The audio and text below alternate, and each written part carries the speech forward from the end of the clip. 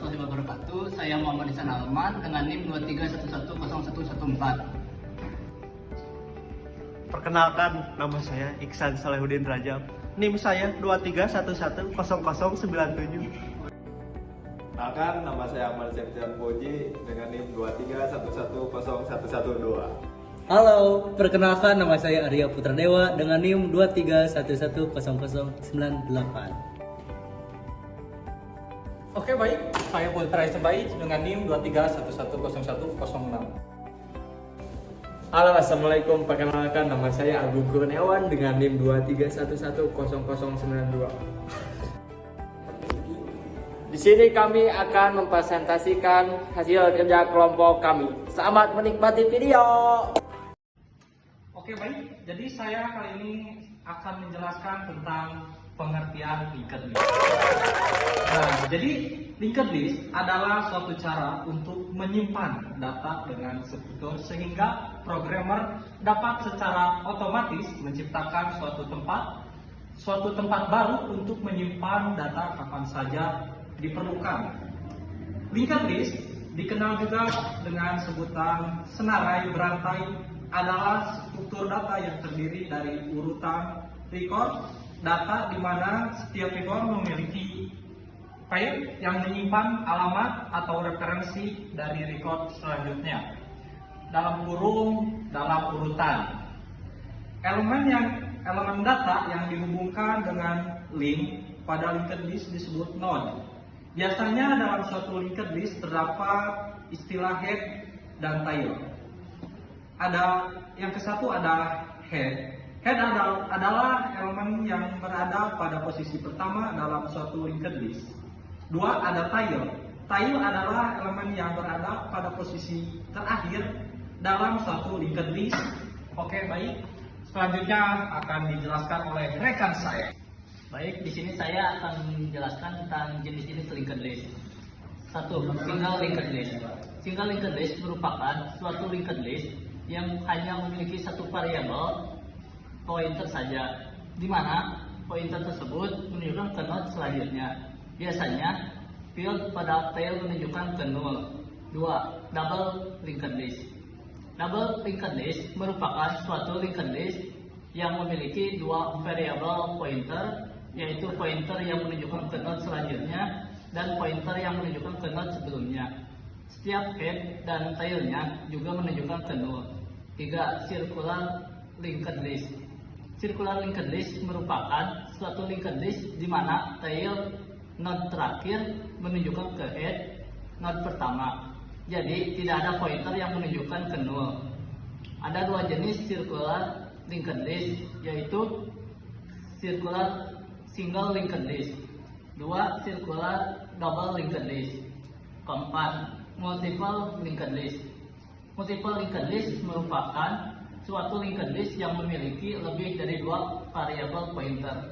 Mungkin sekian dari saya, selanjutnya akan dilanjutkan oleh rekan saya. Di sini saya akan menjelaskan 4 operasi linked list. Yang pertama itu ada insertion atau menambahkan node baru ke dalam linked list. Nah, di sini ada 3 poin. Yang pertama itu pada awal atau head, yang kedua itu pada akhir atau tail, yang ketiga itu dari posisi tertentu. Nah, untuk operasi yang kedua itu ada deletion atau penghapusan, menghapus node dari linked list. Nah, di sini ada 3 juga. Yang pertama itu menghapus node awal, menghapus node akhir, dan menghapus node pada posisi tertentu. Nah, yang ketiga itu ada operasi traversal atau penelusuran, menelusuri semua node dalam linked list untuk membaca atau memproses data. Nah, dan yang terakhir itu ada search atau pencarian. Nah, ini mencari node dengan nilai data tertentu dalam linked list. Nah, mungkin cukup sekian yang bisa saya sampaikan. Selebihnya sama rekan saya. Terima kasih. Jadi saya akan menjelaskan beberapa kelebihan linked list. Yaitu kelebihan linked list yang pertama, dynamic size. Ukuran linked list bisa berubah secara dinamis. Node-node baru dapat ditambahkan atau dihapus dengan mudah tanpa perlu mengalokasikan dan fragmentasikan memori seperti pada array. Yang kedua, efficient interaction atau deletion.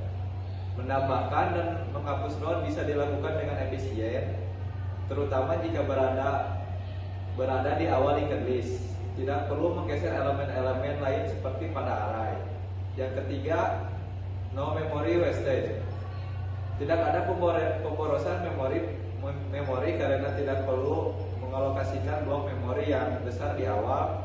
Memori hanya digunakan sesuai kebutuhan node demi node. Sekian, materi selanjutnya akan dibawakan oleh kawan saya.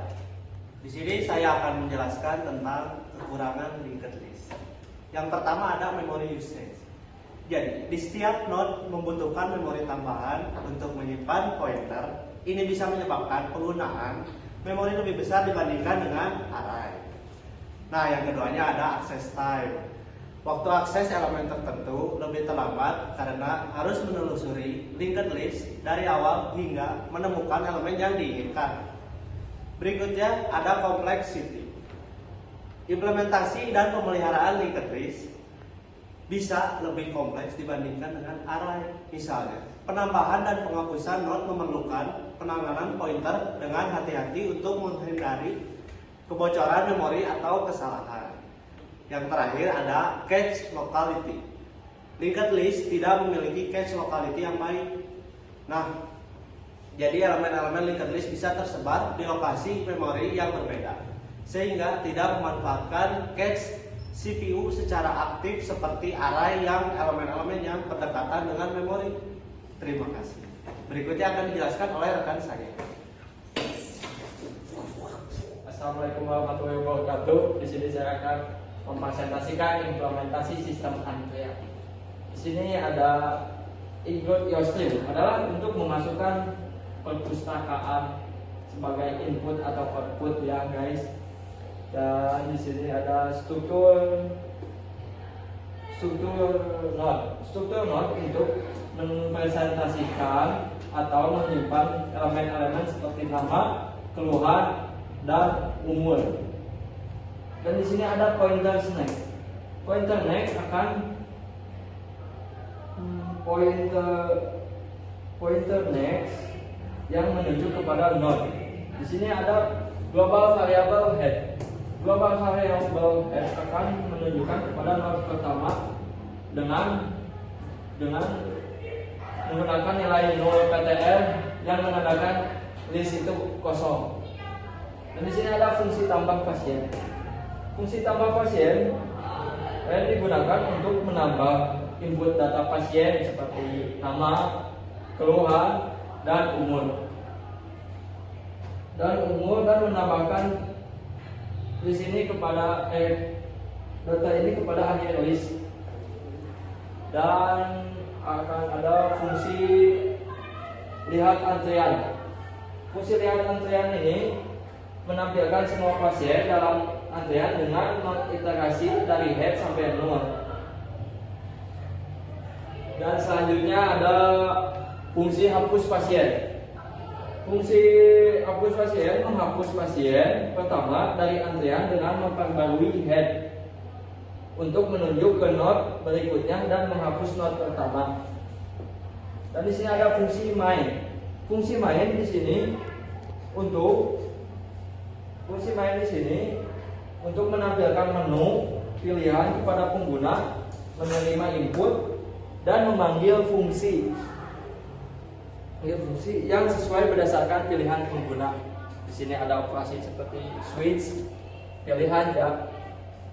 Nah, mungkin segitu dari saya. Mohon maaf bila ada kekurangan. Assalamualaikum warahmatullahi wabarakatuh. Saya akan menjelaskan hasil running yang tadi sudah dijelaskan oleh rekan saya. Di sini sistem antrian rumah sakit muncul beberapa pilihan 1, 2, 3, 4. Pilihan pertama tambah pasien, pilihan kedua lihat antrian, pilihan ketiga hapus pasien, pilihan keempat keluar. Di sini kita masukkan angka 1 dan keluar, masukkan pasien, kita tulis nama Isan dengan keluhannya yaitu stres, kita masukkan umurnya yaitu 21 tahun, kemudian kita enter. Kemudian muncul lagi seperti yang di atas ini, kita masukkan lagi angka 1 untuk tambah pasien. Kita masukkan nama pasiennya Putra, kemudian dengan keluhannya batuk, dengan umur 20 tahun. Kemudian kita masukkan lagi tambah pasien ya, dengan urutan yang pertama dengan nama pasien Agung, keluhannya tipes, umur 19 tahun. Kemudian kita enter. Di sini kita bisa lihat pasien ya. Nah, penanganan mata. Kemudian di sini kita bisa lihat antrian pasien yang tadi pertama masuk kan Isan, kemudian Putra, kemudian Agung. Jadi berurutan kayak gini. Nah, terus sistem antrian rumah sakit ya. Kita pilih 3 untuk menghapus pasien. Kalau untuk menghapus yang tadi kita masukkan pertama akan hapus pertama. Contohnya kayak gini. Kita masukkan pilihan 2 di sini dan yang keluar ini pilihan yang pertama tadi atas nama Isan terhapus. Mungkin seperti itu sistem antrian rumah sakit untuk pasien yang menggunakan metode linked list. Sekian dan terima kasih. Jadi kesimpulannya, linked list itu adalah struktur data yang efisien dan fleksibel yang digunakan untuk menyimpan dan mengelola data dalam urutan yang dinamis. Fitur utamanya termasuk node yang saling terhubung dan pencarian data secara efisien. Linked list juga memiliki beberapa jenis termasuk single linked list, double linked list, dan circular linked list. Nah, yang masing-masing menawarkan fleksibilitas dan efisiensi yang berbeda dalam hal akses manipulasi data. Jadi sekian kesimpulannya. Sekian presentasi dari kelompok 1. Mohon maaf apabila ada kesalahan. Wabillahi taufiq wal hidayah. Wassalam.